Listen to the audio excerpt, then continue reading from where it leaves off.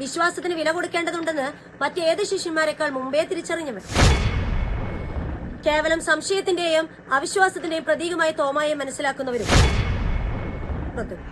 അങ്ങ് ജെറുസലേമിൽ നിന്ന് എന്റെ കർത്താവെ എന്റെ ദൈവമേ എന്ന വിശ്വാസ മന്ത്രണം ഉള്ളിൽ ഉരുവിട്ടുകൊണ്ട് ഒരാൾ ഭാരത മണ്ണിലേക്ക് പുറപ്പെട്ടു.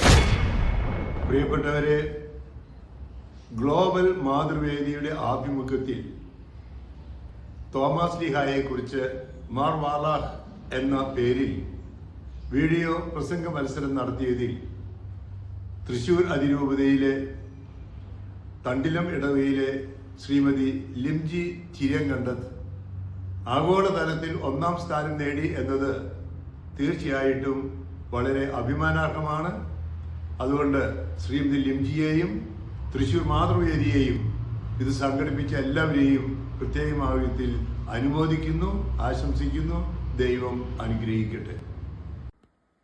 കരകാണ കടലിനപ്പുറത്ത് കര തൊടാത്ത കപ്പലുകളുടെ കഥയേറുന്ന കാലത്ത് വിശ്വാസത്തിൻ ദീപവുമേന്തി നിശ്ചയദാർഢ്യത്തോടെ, കൃത്യമായി പറഞ്ഞാൽ 1973 വർഷങ്ങൾക്കപ്പുറത്ത് എന്റെ കർത്താവെ എന്റെ ദൈവമേ എന്ന വിശ്വാസ മന്ത്രണം ഉള്ളിൽ ഉരുവിട്ടുകൊണ്ട് അങ്ങ് ജെറുസലേമിൽ നിന്ന് ഭാരതത്തിലേക്ക് ഒരാൾ യാത്ര പുറപ്പെട്ടു.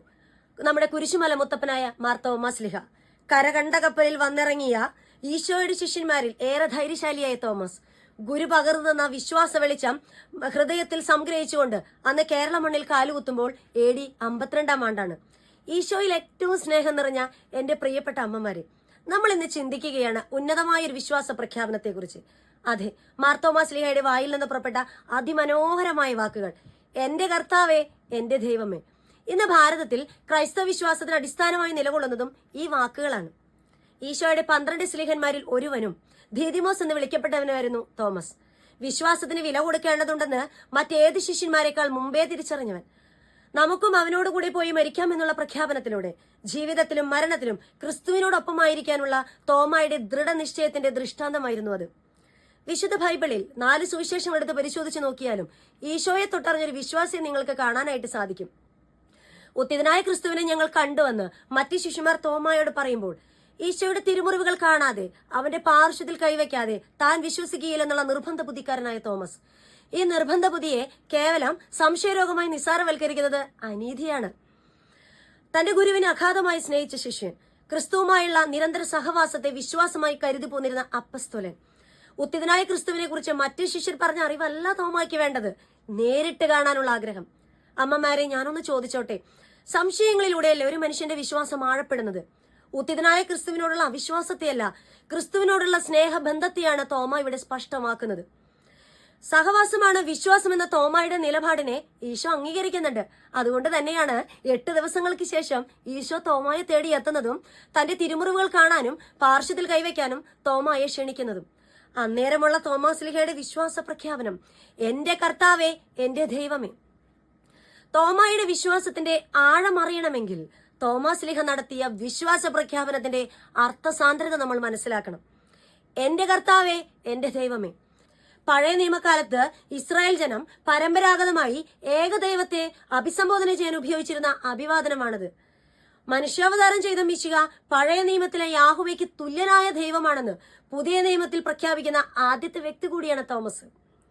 തോമസ് ലീഹയുടെ ഈ ക്രിസ്തു അനുഭവത്തെ 2 രീതിയിൽ മനസ്സിലാക്കുന്നവരുണ്ട്. സംശയരോഗത്തിന്റെയും അവിശ്വാസത്തിന്റെയും പ്രതീകമായി തോമായെ മനസ്സിലാക്കുന്നവരും, ക്രിസ്തുവിന്റെ അല്ലെങ്കിൽ രക്ഷകനുമായുള്ള ബന്ധത്തിന്റെ ഗാഠബന്ധത്തിന്റെ തീവ്രാവിഷ്കാരമായി ഈ ക്രിസ്തു അനുഭവത്തെ മനസ്സിലാക്കുന്നവരുണ്ട്. വിശ്വാസത്തിന്റെ എവറസ്റ്റ് കയറിയവനാണ് തോമസ് ലീഹ. അതിന് അദ്ദേഹത്തെ സഹായിച്ചതാകട്ടെ ഈശോയുടെ തിരുമുറിവുകളും. അവിശ്വാസിയാകാതെ വിശ്വാസിയാകാൻ മനുഷ്യനെ പ്രേരിപ്പിക്കുന്ന ഘടകങ്ങളിൽ മുറിവുകൾക്കുള്ള പങ്ക് നിസ്സീമമാണ്. ഈശോയെ അഗാധമായി സ്നേഹിക്കാതെ, ഈശോയ്ക്ക് വേണ്ടി സഹനങ്ങൾ ഏറ്റെടുക്കാതെ ഒരു മനുഷ്യാത്മാവിനെ നാടാൻ ഒരു പ്രേക്ഷിതനും സാധിക്കില്ലെന്ന ജീവിതം കൊണ്ട് തെളിയിച്ചവനാണ് അദ്ദേഹം. AD 72 ഭാരത മണ്ണിൽ വെച്ച് രക്തസാക്ഷിയാകുമ്പോഴും ഭാരത മണ്ണിനെ നേടിയെടുത്തുവെന്ന് തോമസ് ലീഹയ്ക്ക് അഭിമാനിക്കാം. അമ്മമാരെ, ഇത് 21ാം നൂറ്റാണ്ട്. 2025 ആണ്ടിൽ എത്തി നിൽക്കുന്ന നാം ചിന്തിക്കേണ്ടിയിരിക്കുന്നു, മാർ തോമസ് ലീഹ കാണിച്ചു തന്ന വിശ്വാസ പാരമ്പര്യം എവിടെ? നമ്മൾ ഇന്ന് ആ മാർഗം മറന്നു കളഞ്ഞിരിക്കുന്നു. സ്വന്തം കുഞ്ഞുങ്ങളെ ഉപേക്ഷിച്ച് മറ്റുള്ളവരെ തേടിപ്പോകുന്ന അമ്മമാരുടെ ലോകം.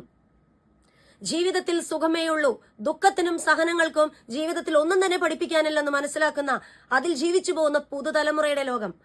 അപ്പനെയും അമ്മയെയും കൊല്ലുന്ന മക്കളുടെ ലോകം. മക്കളെക്കാൾ ഏറെ കരിയറിന് പ്രാധാന്യം നൽകിക്കൊണ്ട് വിവാഹ ജീവിതമേ വേണ്ടെന്ന് വെച്ച് ലിവിങ് ടുഗെദറിന് പ്രാധാന്യം നൽകുന്ന പുതുതലമുറയുടെ ലോകം. എവിടെയാണ് മാർത്തോമാ ശ്ലീഹ കാണിച്ചു തന്ന ആ വിശ്വാസ മാർഗം? എവിടെയാണ് നമ്മുടെ ക്രൈസ്തവ വിശ്വാസം? പാരമ്പര്യവാദികളായി അന്ധരായി മാറിക്കഴിഞ്ഞിരിക്കുന്നു നാം.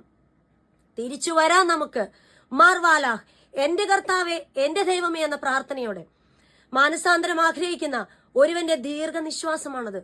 ഒരു ദീർഘനിശ്വാസത്തോടെ നമുക്കും ഉറക്കെ പറയാം, എന്റെ കർത്താവേ, എന്റെ ദൈവമേ. അങ്ങനെ മാർത്തോമാ ശ്ലീഹയുടെ കാണിച്ചു തന്ന വിശ്വാസ ദീപ വെളിച്ചം കെടാതെ നമുക്കും സൂക്ഷിക്കാം. അതിനെ ഏവരെയും സർവേശ്വരൻ അനുഗ്രഹിക്കട്ടെ എന്ന് ആശംസിച്ചുകൊണ്ടും പ്രാർത്ഥിച്ചുകൊണ്ടും നിർത്തട്ടെ. ജയ് ക്രൈസ്റ്റ്.